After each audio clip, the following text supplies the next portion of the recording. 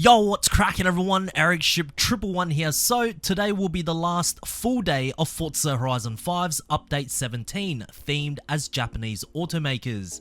Now, if we wind the clock back to 4 months ago, in Playground Games' 10-year anniversary Let's Go livestream, at the very end when the team all said goodbye, a small skit was done where Torben, who is the senior designer over at Playground Games, brought out some donuts teasing a future donut media update. However, a small conversation was also included in the skit where one of the developers asked, okay, update 14, 15, 16 are all locked in already. Can you tell us anything about update 17? And the other developer said update 17 is going to be so good, the theme, and that's when they realized the stream was still going on and basically ended the live stream right there. So Playground Games has really been teasing and hyping up Update 17 for quite some time now and made it seem like it's going to be a major series update. But now, after playing all 4 weeks of Update 17, did the Japanese automaker theme live up to the hype? So in today's video, I'm just going to go through everything that was added along with my thoughts and in the end give an overall rating for Series 17 out of 5 stars. So let's start off with number 1, the new cars. So we know for this Japanese automaker update, 4 cars were introduced. 2 of them were new to Forza, which were the new 2023 Nissan Z and the Toyota Sport 800, while the other 2 were returning cars from Horizon 4, and they were the 1992 Mitsubishi Galant and the 1995 Toyota MR2 GT. Now I must say, considering that this update was hyped so much for so long, I gotta say, the cars that were introduced was a little underwhelming. Look, don't get me wrong, I was very happy to finally see the new 2023 Nissan Z in Horizon 5, as this was a vehicle that the community has heavily requested for, and well, Playground Games delivered in that regard.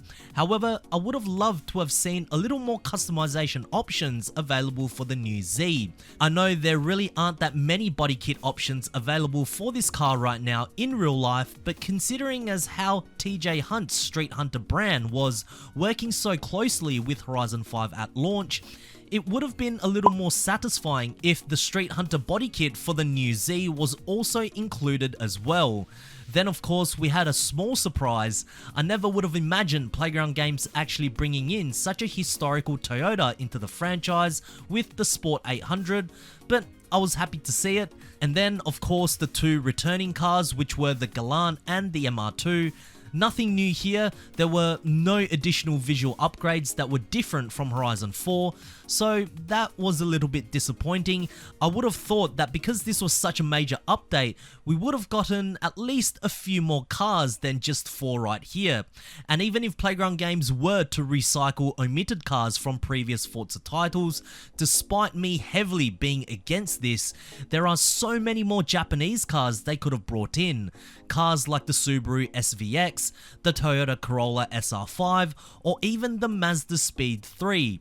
There's just so many more cars from the entire Forza catalogue that could have easily been introduced in Update 17, but overall with the new to Forza cars for this update, they were decent. But perhaps more unique returning cars along with one more extremely popular new to Forza JDM car would have made the collection a lot more desirable.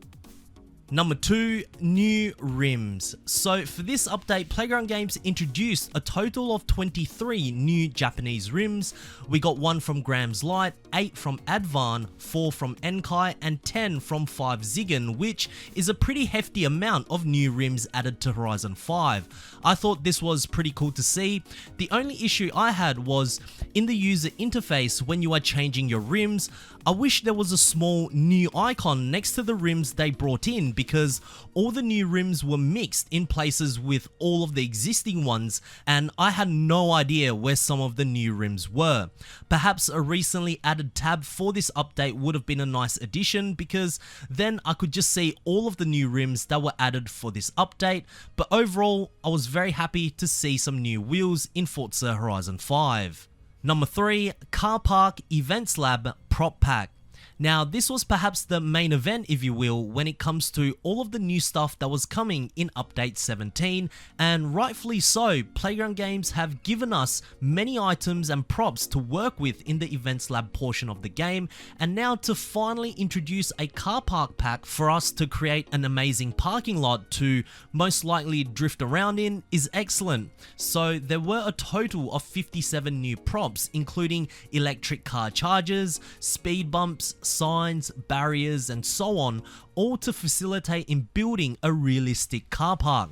And while I have tried out some very cool car parks that were built by the community, what I would have loved to have seen was Playground Games using their own props and giving us players an example of how they would have built one and actually place it on the main map of Horizon 5 for us players to interact with in free roam, because it's all well and good getting the community to make all of these amazing creations, but it would also be great to see one built by Playground Games in action.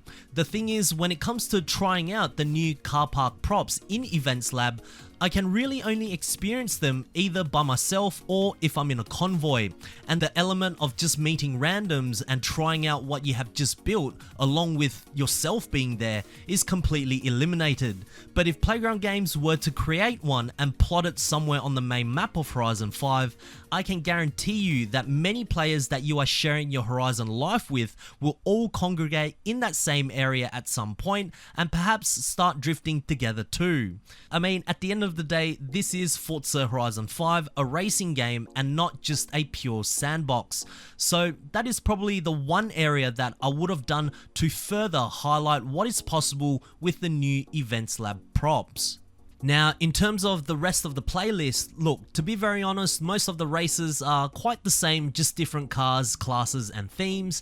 I am glad to see that this update stuck with the Japanese theme in terms of the seasonal championship and the rewards, unlike some of the updates we have seen in the past. The Events Lab creations that Playground Games chose to be featured in the festival playlist were all fun to drive. Some looked incredible, while others were a little more frustrating if you'd ask me, but all of them had the Japanese theme, and overall Update 17 Japanese Automaker was a very decent update.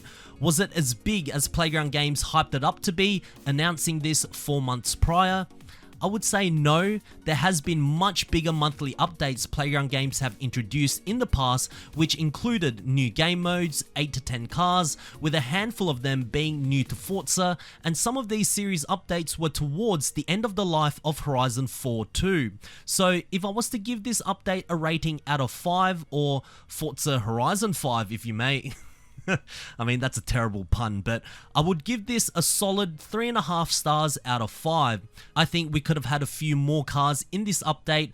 A car park for everyone in Horizon Life to share would have been a great addition too. Now, some of you watching may think 3.5 stars is a little too harsh, or some of you may be thinking it's a little too optimistic.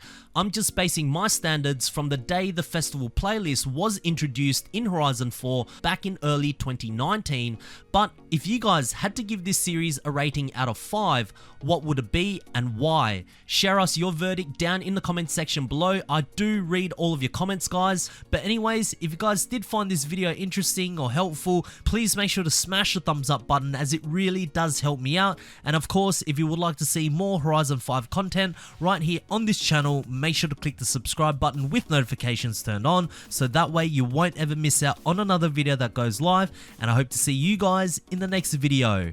Peace.